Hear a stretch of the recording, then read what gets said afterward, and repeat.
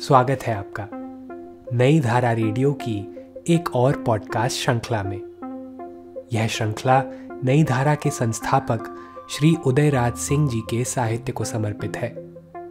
इस पॉडकास्ट में आप सुनेंगे उदयराज जी द्वारा लिखी कहानियां, संस्मरण व लेख।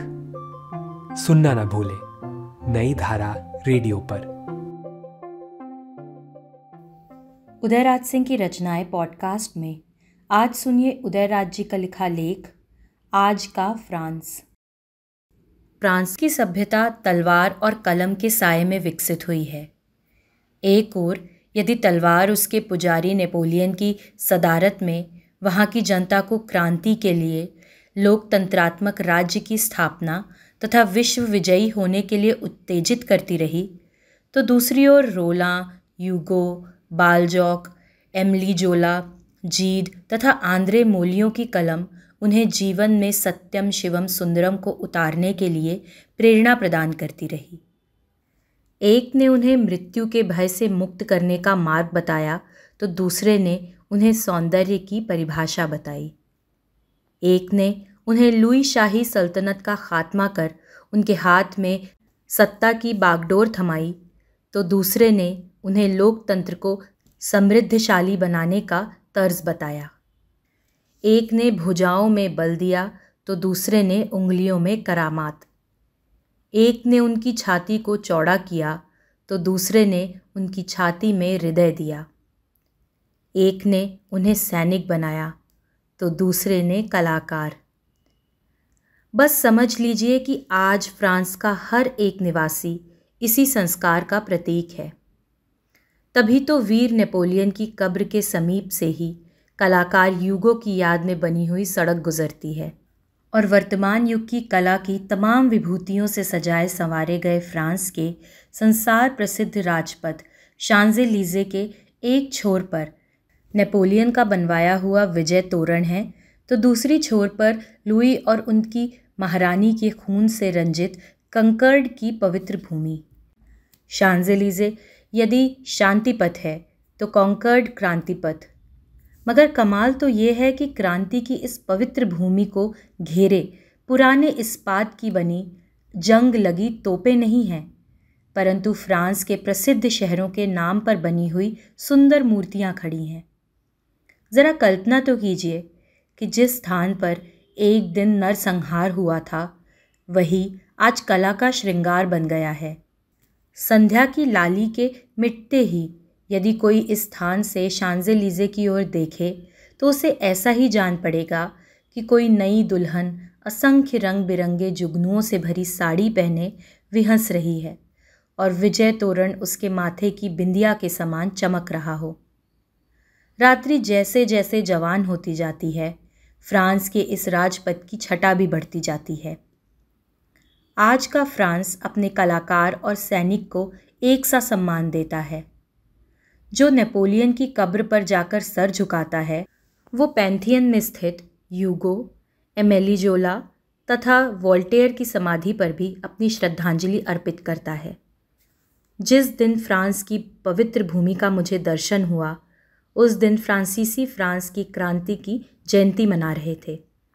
गगनचुंबी अट्टालिकाओं पर राष्ट्रीय झंडा फहरा रहे थे और नेपोलियन की समाधि तथा जोन ऑफ आर्क की मूर्ति पर पुष्पों की वर्षा हो रही थी। और जब मैं फ्रांस छोड़ रहा था तो उसी शान से यूगो की भी जयंती मनाई जा रही थी। फ्रांस के राष्ट्रपति ने पहले पैंथियन में जाकर यूगो को श्रद्धांजलि भेंट की। फिर फ्रांस के निवासियों ने समाधि पर पुष्प वृष्टि की। एक सप्ताह तक उपन्यास सम्राट यूगो के जीवन पर प्रकाश डालते हुए सभाएं हुईं और उसके उपन्यास के आधार पर रचित नाटक भी अभिनीत हुए। ये कहानियाँ तो उनकी हैं जिनकी तूती जीते जी तो बोली ही, मगर जो जीवन भर अंधकार में रहकर अपने देश के लिए सर्वस्व का होम करते रहे। उन्हें भी आज का फ्रांस भरपूर सम्मान देता है। किसी अज्ञात सैनिक की समाधि विजय तोरण के नीचे स्थित है और वहाँ आज भी आग की लौ सदा प्रज्वलित रहती है। राष्ट्रीय पर्वों के दिन फ्रांस के राष्ट्रपति तथा देश और विदेशों के प्रमुख व्यक्ति उस समाधि पर पुष्पांजलि चढ़ाते हैं। अमेरिका के नवनिर्वाचित राष्ट्रपति आइजनहावर जब पश्चिमी यूरोप कमांड से अवकाश ग्रहण कर अमेरिका वापस जा रहे थे तो इस समाधि को फूलों से सजाया था। पिछली लड़ाई की जीत के बाद जब चर्चिल साहब पहले पहल फ्रांस आए थे तो सर्वप्रथम उन्होंने इस समाधि को पुष्पांजलि अर्पित की थी। राष्ट्र के लिए मरना और कला के लिए जीना फ्रांसीसियों की विशेषता है।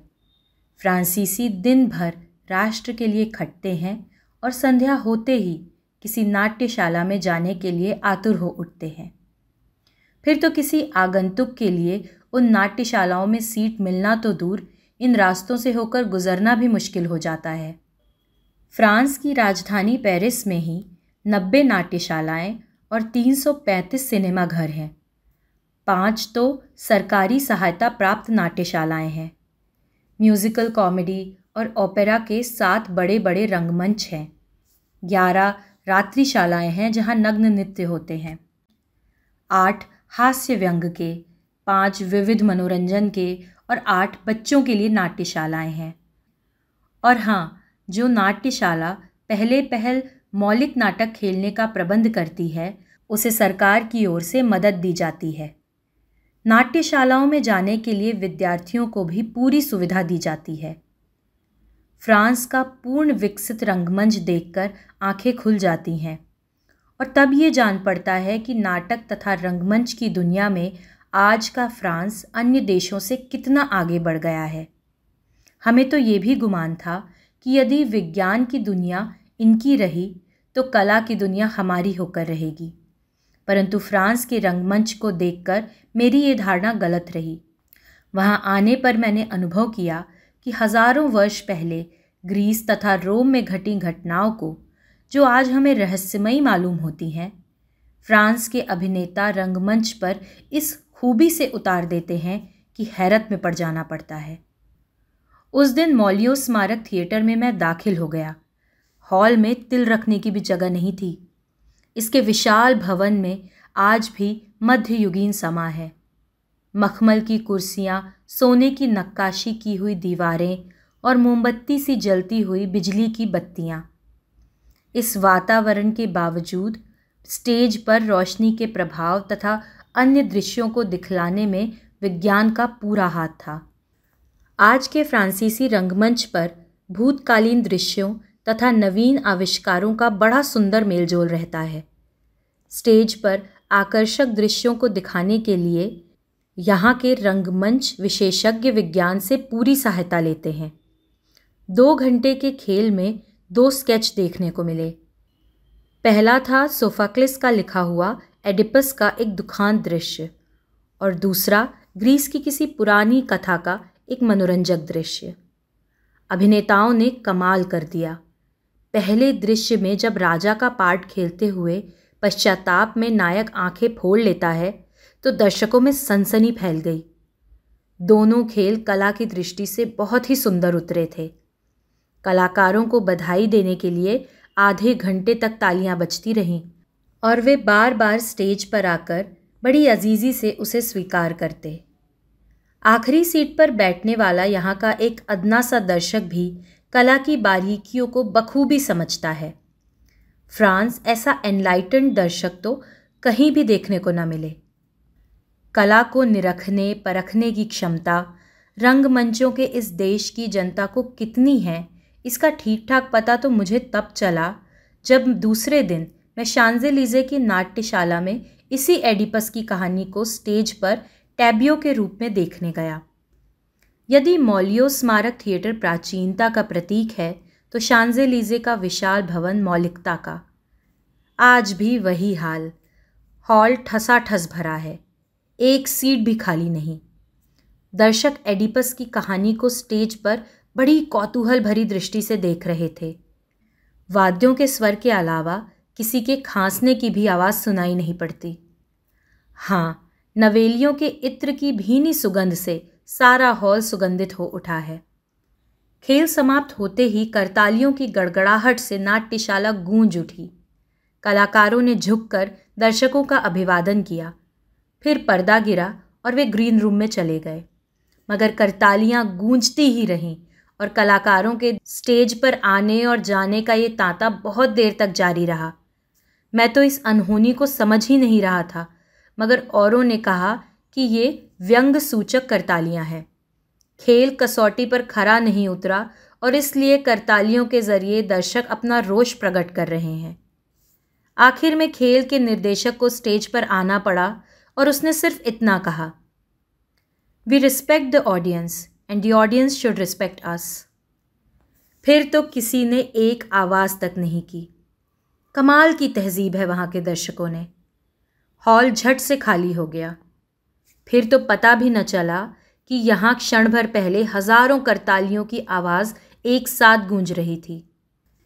ये हॉल तो नाट्यशाला के दर्शकों की थी, मगर रात्रिशालाओं में भी, जहाँ शैंपेन की सुर्खी आँखों की लाली बन जाती है और समय की गति को भूलकर दर्शक इस रूमानी वातावरण में ठंडे देश की लंबी रात को एक लम्हे में गुजार देते हैं, वहाँ भी यौवन का नग्न निखार देखकर किसी की ज़ुबान से कोई आवाज़ तो दूर काना फूसी भी सुनाई नहीं पड़ती।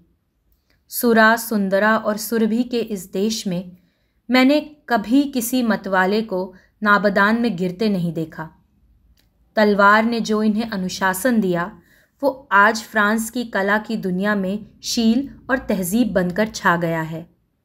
फ्रांस का ओपेरा हाउस आज केवल फ्रांस को ही नहीं, अपितु सारे यूरोप के नाट्य कला को प्रसारित प्रोत्साहित करने के लिए प्रेरित करता रहता है। फ्रांस की संगीत अकेडमी का ये सदर मुकाम ही नहीं, किंतु नाट्य कला का प्रमुख केंद्र भी है। सन 1668 ईस्वी में इसकी स्थापना हुई थी और 11,000 वर्ग फीट में बना हुआ इसका भव्य भवन कला का एक जीता जागता नमूना है। बाहर की विशालता आपको चकित कर देगी और अंदर की बनावट सजावट मुग्ध। आजकल 400 अभिनेता इसकी स्टेज पर अभिनय दिखलाते हैं और 3600 दर्शक एक साथ बैठकर खेल देखते हैं।